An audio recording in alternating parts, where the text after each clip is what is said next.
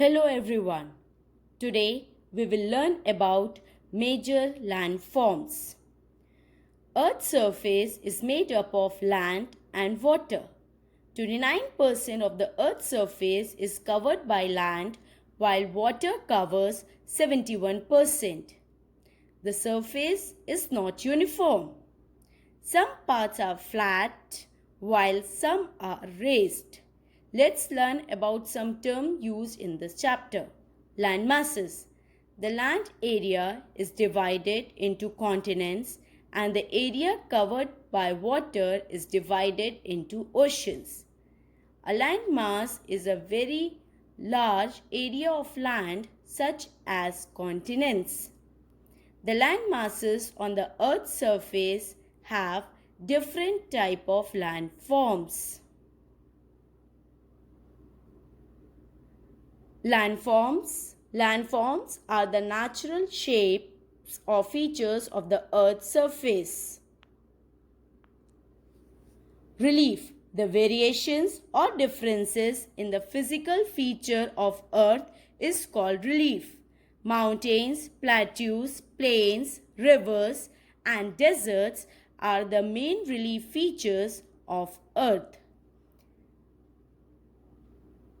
Different types of land masses. There are different types of land masses such as mountains, plateaus, plains, deserts, and rivers. Let's learn one by one. Mountains. Huge land masses which rise steeply with peaks rising to a few kilometers above the sea level are called mountains. About 24% of the Earth's surface is covered with mountains. Mountains differ in height and shape. The difference in height and shape is due to the age of mountains. Young mountains have been formed in relatively recent past. They are very high with conical peaks. Example, the Alpine in Europe, the Himalayas in Central Asia, etc. Whereas old mountains have rounded features with low peaks. Example, Aravalli in India, Urals in Russia. Several mountains join to form a chain of mountains called the mountain range. Each range have several peaks which form a chain. For example, Andes in South America and Rockies in North America. Some mountains have series of parallel ranges which extends for hundreds of kilometers. Importance of mountains. They are a natural barrier against the cold and the hot winds. Mountains are the main source of rivers give us water.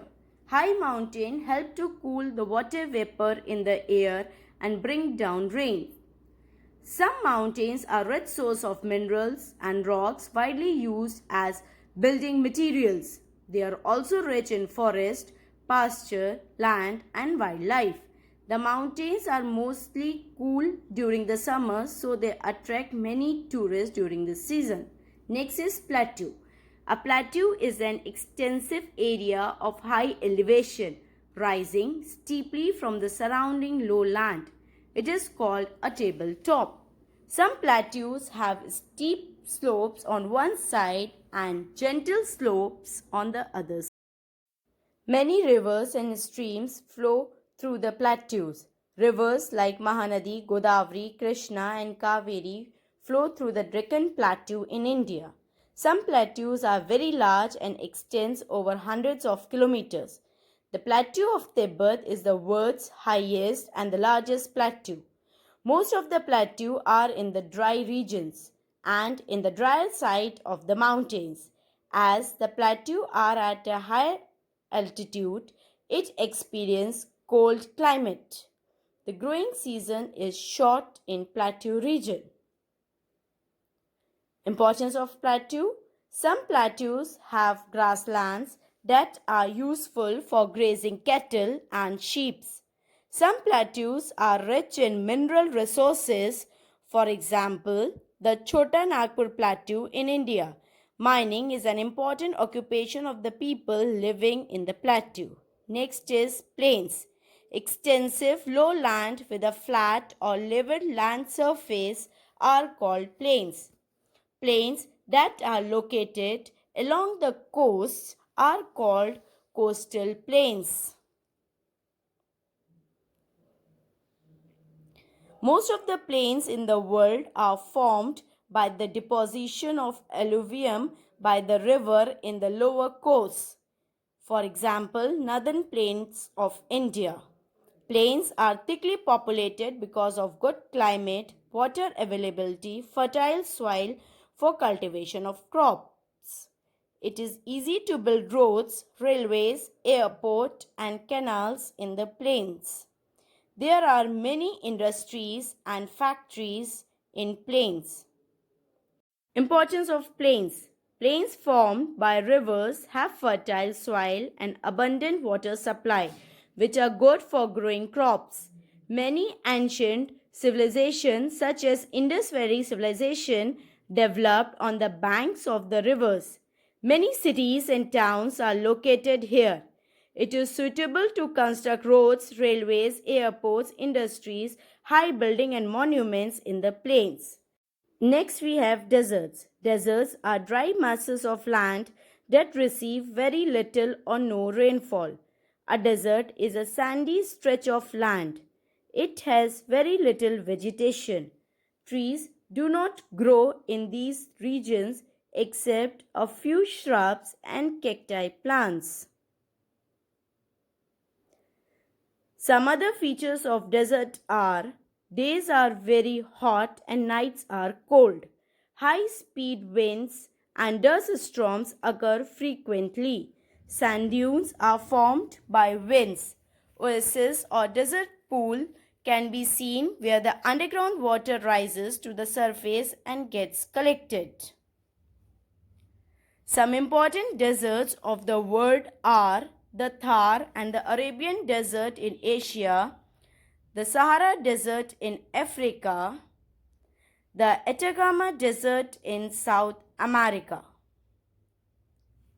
Next, we will study about rivers. Rivers are a natural source of water.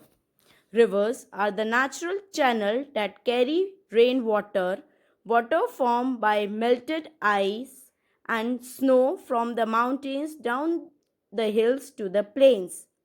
The channels flow in stream and then join together to form a river. In the course of its flow, a river passes through three stages. From the place of its origin before it falls into the sea, these are the upper or the young course, the middle or the mature course, the lower or the old course. The upper or the young course. Here, the river flows at a high speed. The river cuts into a deep valley. The river carries little water. Canyons, waterfalls, and rapids are the typical features of the upper course of river.